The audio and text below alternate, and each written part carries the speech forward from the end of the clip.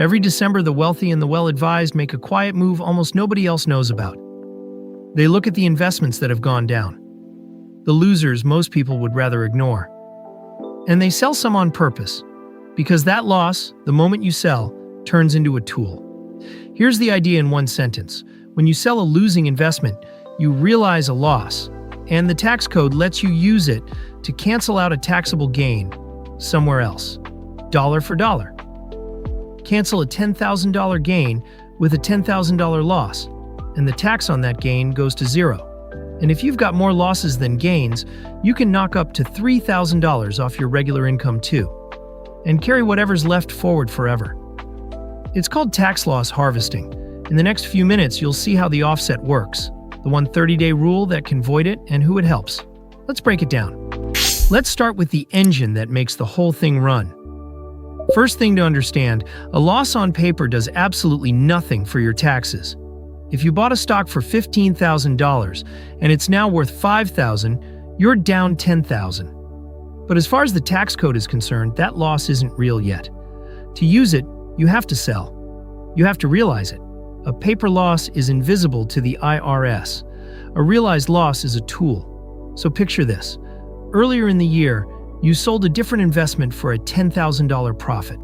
A realized capital gain you'd normally owe tax on. But now you sell your loser and lock in a $10,000 realized loss. That loss cancels the gain. $10,000 minus $10,000 equals a taxable gain of zero. The tax on that profit disappears. And here's the part people don't expect. For offsetting capital gains, there is no annual limit. None. Realize $100,000 in gains and hold $100,000 in losses to match, and you can cancel the entire thing. The cap you may have heard about comes later, for a different step. So, paper losses do nothing. You must sell to harvest, and realized losses erase gains with no ceiling. Now it gets interesting because not all gains are taxed the same way. Now here's where harvesting goes from neat trick to actually strategic. The IRS doesn't throw all your gains and losses into one pile. There's an order to how they cancel out, and it decides how much you save. Every gain and loss has a label. Short-term, meaning you held it 1 year or less. Or long-term, meaning more than a year. And the two get taxed very differently. The netting rule, same type cancels same type first. Short-term losses go after short-term gains first. Long-term losses go after long-term gains first. Only after that, if losses are left over on one side, do they cross over to cancel the other type. Why does this matter? Because short-term gains get taxed as ordinary income, the same rate as your paycheck, up to 37%. Long-term gains, the patient money, get special treatment, 0%, 15%, or 20%, depending on your income. So connect the dots. A loss that wipes out a short-term gain is killing income that might have been taxed at 37%. A loss that wipes out a long-term gain only saves you 15, maybe 20 cents on the dollar. Same loss, very different payoff. So if you have the choice, erasing a short-term gain is the more valuable move. You're canceling the most heavily taxed dollars first. Okay, so you've used your losses to cancel every gain you had. But what if losses are still left over? This is where that $3,000 number finally comes in. Once all your capital gains are wiped out to zero, the tax code lets you take up to $3,000 of leftover net loss and deduct it straight against your ordinary income. A real direct cut to your taxable income for the year. One footnote, if you're married filing separately, that limit is $1,500 instead of $3,000. But what if you've got way more than $3,000 left over?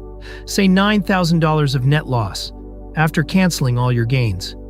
You use $3,000 against income this year, and the other $6,000 isn't lost. It carries forward into next year's return, where it can cancel next year's gains or chip away another $3,000 off next year's income. And on, with no expiration date. A loss you bank today could still be working for you a decade from now. It even keeps its character. A short-term carryover stays short-term, a long-term one stays long-term. One catch, though, these carried forward losses do not transfer to your heirs. Whatever unused losses you're sitting on when you pass away die with you. They can't be inherited. A carry forward isn't an asset you hand down. It only works while you're alive to use it. Now for the rule that trips people up, the one that can cancel everything we just talked about. If you take only one thing from this video, take this: the wash sale rule. Here's the trap. You love a stock long term, but it's down, so you sell to harvest the loss, then buy it right back the next day to stay in the market. You bank the loss and still own the thing, except the IRS saw that coming and shut the door on it. The rule: if you buy a substantially identical security within 30 days before or 30 days after selling at a loss, that loss is disallowed. 30 days before, 30 days after, plus the sale day itself, a 61-day danger zone with your sale right in the middle. Buy back anywhere inside it and the harvest is voided. But here's the nuance people miss. Disallowed doesn't always mean gone. In a taxable account, the loss you couldn't take gets added to the cost basis of your new shares. So it's deferred, not destroyed. You get the benefit later when you sell those replacement shares. But there's a brutal exception: rebuy inside an IRA, and that loss is permanently forfeited. And it gets sneakier. The rule spans all of your accounts, including your IRAs, and even your spouse's accounts.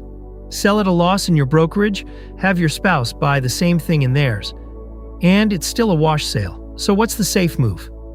Either wait at least 31 days before buying the same security back, or buy something similar, but not substantially identical, a different fund tracking the same broad market, so you stay invested without tripping the rule. One warning: the IRS has never precisely defined substantially identical, so when in doubt, the 31-day wait is bulletproof. Last piece, and it might be the most important, because it stops you from chasing this when it does nothing for you. Harvesting is powerful, but not for everyone, and not for every account. Start with the biggest filter: where your money lives. Harvesting only works in a taxable brokerage account. In a 401k, an IRA, or an HSA, there's nothing to harvest. Those are already tax sheltered, so gains and losses inside them never hit your return. So who does it help most? People with realized gains they need to offset? The cleanest win, and high earners with short-term gains taxed as ordinary income up to 37%. The higher your rate, the more each dollar of loss is worth. And who does it barely help? Anyone with no gains to offset and little income to deduct against. And, the surprise one, people whose income is low enough they're already in the 0% long-term capital gains bracket. In 2025, that's taxable income up to $48,350 single, or $96,700 married filing jointly. Under those lines, your long-term gains are already taxed at 0%. And you can't beat zero. So, harvesting is a precision tool, not a magic wand. It's worth real money in a taxable account, against gains, especially short-term ones, when your tax rate is high. Mostly noise everywhere else.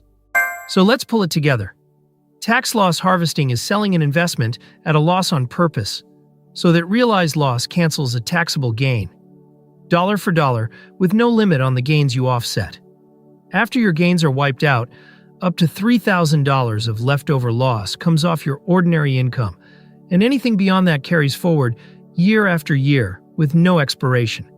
And the order matters. Erasing a short-term gain, taxed as high as 37%, is worth more than erasing a long-term one. The one thing that can blow it all up is the wash sale rule.